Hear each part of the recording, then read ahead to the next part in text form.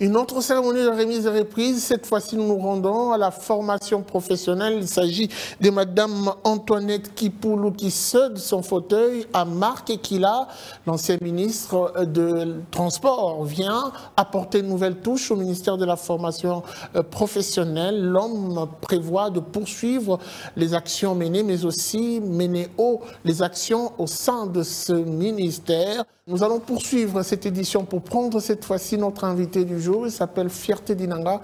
Il sera notre invité tout de suite après ceci.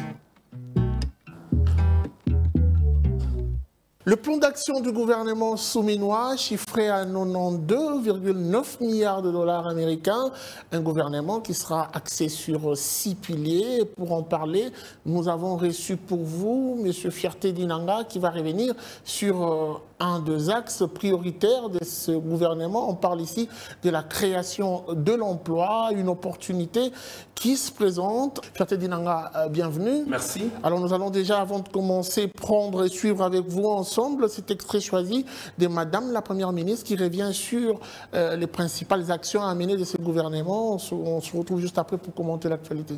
Nous allons donc prendre justement cet extrait, on se retrouve juste après.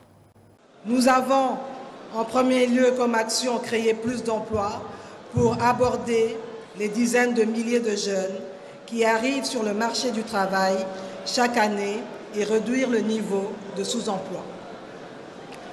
En second lieu, il s'agit de protéger et renforcer le pouvoir d'achat des ménages congolais contre les aléas des prix à l'importation et les variations du taux de change afin de leur garantir une qualité de vie stable et digne.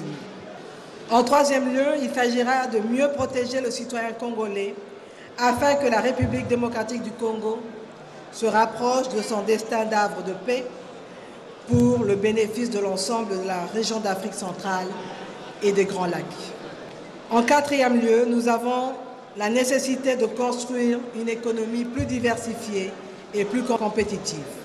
En cinquième lieu, il s'agira d'assurer plus d'accès aux services de base en vue d'éliminer progressivement les disparités géographiques entre milieux urbains et ruraux, entre provinces, entre grandes et petites villes et en ce qui concerne l'offre des services sociaux.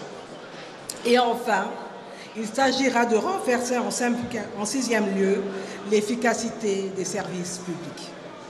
Voilà, vous avez suivi Madame la Première ministre qui met notamment un accent sur la création de l'emploi et beaucoup de choses se racontent autour de l'emploi. Et moi, j'aimerais déjà d'entrée de jeu ressortir la nuance qu'il y a entre création de l'emploi et opportunité de travail. Commençons par là. Merci beaucoup pour la question qui est pertinente. Je crois que la plupart de ces genres de questions nous permettent de pouvoir éclairer la lanterne de ce que nous suivent.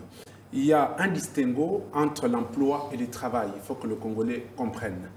Le travail, c'est une activité qui rémunère un salaire chaque fin du mois, mais qui est relative à un contrat avec une entreprise de l'État ou privée. Et vous attendez chaque fin du mois, un salaire. Mais l'emploi, ça rentre dans l'autonomisation de l'homme. Il faudrait ici spécifier que si les nations doivent développer, c'est par l'apport des scientifiques. Il faut le dire. Parce que la formation professionnelle, c'est ce qui fait office de réponse aux questions techniques. Si ces ministères qui est clé, parce que nous avons toujours tendance à dire qu'il y a des ministères qui sont clés, par exemple la défense, l'économie, les finances et autres, on a tendance à oublier les ministères d'utilité publique, je vais le dire comme ça. Le ministère de la formation professionnelle reste un ministère très important. Vous allez convenir avec moi.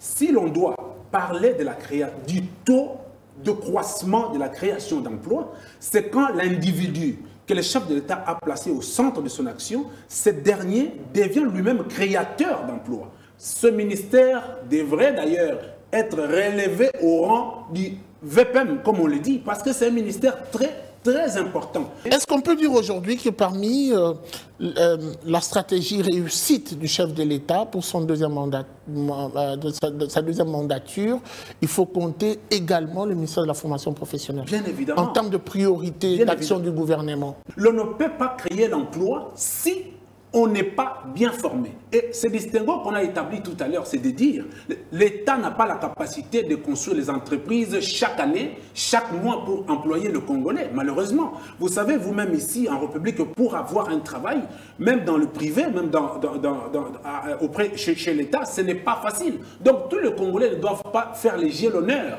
Le chef de l'État, Antoine Félix Tshisekedi, veut que le Congolais soit créateur d'emplois. Et cela part de la formation professionnelle.